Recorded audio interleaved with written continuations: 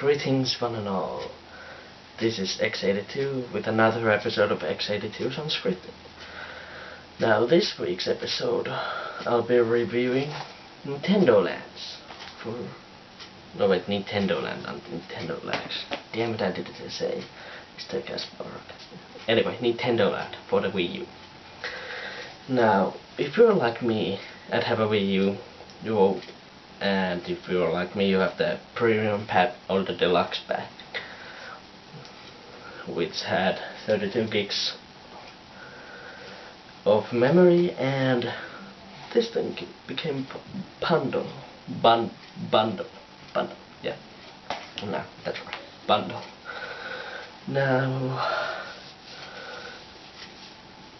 this is strange for me because this is one of the games that doesn't have a story, so I'll be skipping that and straight to presentation then. So in that case, let's get started.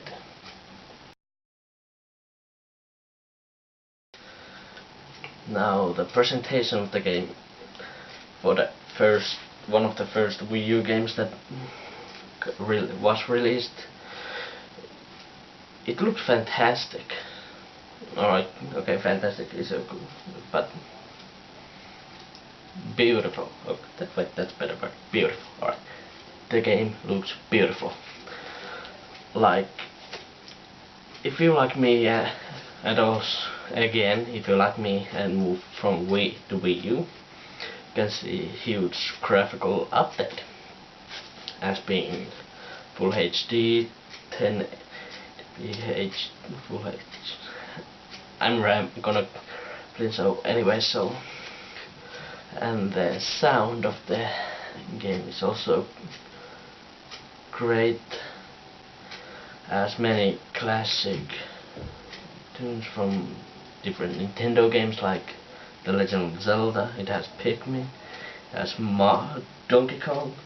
I think there's also from Luigi's Mansion and Mario. Was F-Zero one of the... I can remember it. It was too epic. And that's basically it. The presentation looks stunning and the sound looks awesome. And now for the gameplay. Now, to be true, the gameplay part of Nintendoland is hard to explain. Even though it only used 2 controllers, the Wiimote and the gamepad, of course. Well, there's many games that utilize the gamepad and the Wiimote different ways, like in Takumaru's Ninja Castle. You hold it like this, and then you swipe the finger like that to throw ninja stars, or in Donkey Kong's Crash Course you tilt it to move the, I don't know what the heck is the device that, and use these buttons and the joystick, the microphone, or if you're lazy, use the X button to use different contractions in the board. And in the Zelda game you use the right stick and the gyroscope to move, shooting arrows. It's in the same game the Wiimote uses the sword like in Skyward Sword, as I've heard. You like doing this, and if I remember correctly, plugging it with the B button. And also in F-Zero game you tilt it, if I remember correctly, like this, which will be more like better with this, like a real steering wheel. Excuse me for that. And in the Octopus game you use both analog sticks to move hands, and that you tilt the gamepad to move the characters. And in the Yoshi game you use the touchscreen to follow your path which cannot be seen on the fruit that you must collect cannot be seen on the gamepad. It's the worst one. And then the Luigi's Mansion is different. You use the Wiimote like an analog, like an NES controller. You like this, this shining the light, and if I remember correctly, this was the strike button. You move like that, and the gamepad is the ghost. Like, they can see the ghost on TV, but the ghost is on the gamepad, so that is pretty cool. So that is great. So the gameplay is, like I said, it was hard to tell about the gameplay, and it will be harder to make a script for it, but this is X82's Unscripted, so fuck it. And there's also the online aspects of the game, like the, well, Miiverse. That's the only one of them, but we will get to that later. So I don't know, the gameplay is pretty cool.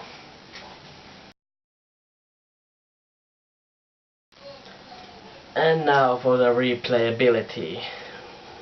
Well, you can play all 6 single-player games over and over, with some of them are fun, like Donkey Kong Crash Course and Takumaru's Ninja Castle. Some of them are not. Yoshi's Fruit Cart, remember that's the name. So, and there's local multiplayer. Play Zelda, Pikmin, Metroid. They're pretty fun, and there's the multiplayer only, like the Mario, Animal Crossing, and the Luigi's Mansion.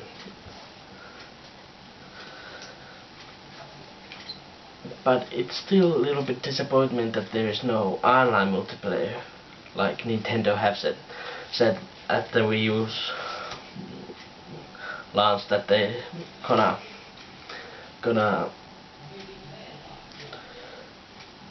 use more online capabilities on the games, and so far we haven't seen pretty much nothing, except for a couple of the third-party games. And online multiplayer could have been wonderful for the Nintendoland. So the replayability is decent, but it's not gonna, if you're like, and again, if you're like me, you will get bored of it really quickly when new games are coming. So yeah.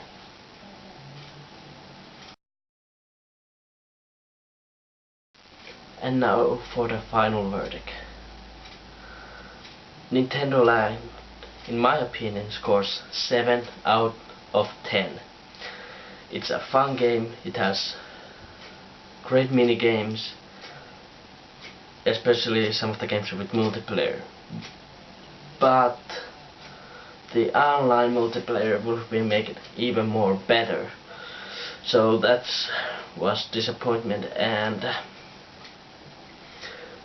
it could have also had leaderboards about some games to get up your score, and you can, and if it's possible, you can get to the top like that, which could have been even more awesome. So yeah, but does Nintendoland give my recommendation to buy it? If you find it cheap, like 20 or 30 euros at least in the Europe. If you can find it that price, of course. If you find it like over 30, hell no. There is better games to have it with that value, like, I don't know, Sonic Lost World. I thought the demo was fun. Or even, come on, think of something. Arkham City, if you are not one of the 5 people in the world that have never played it. So pretty much it. So thanks for watching. If you like it, you can comment, rate, or even subscribe if you want. I'm not going to be famous with this. It's only a hobby. So I'm just glad if you just enjoyed it. So that's something for me. Anyways, this is X82 signing out.